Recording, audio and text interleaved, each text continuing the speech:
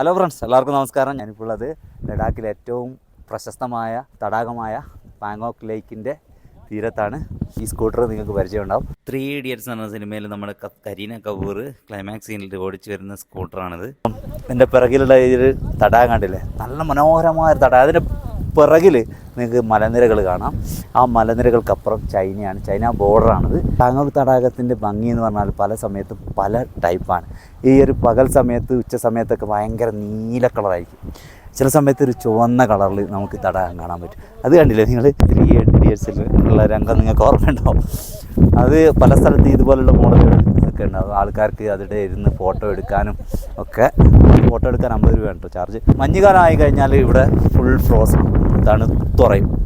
പിന്നെ ഇങ്ങോട്ട് സഞ്ചാരികൾക്ക് പ്രവേശനം ഉണ്ടാകും. പിന്നെ 3-4 മാസം കഴിഞ്ഞിട്ടാണ് ഓപ്പൺ ആവുക. അപ്പോൾ ജീവിതത്തിൽ ഒരിക്കലെങ്കിലും നിങ്ങൾ തീർച്ചയായും കണ്ടിരിക്കേണ്ട ഒരു സ്ഥലമാണ് ഈ ഒരു പാങ്കോക്ക് തടാകം എന്ന് പറയുന്നത്.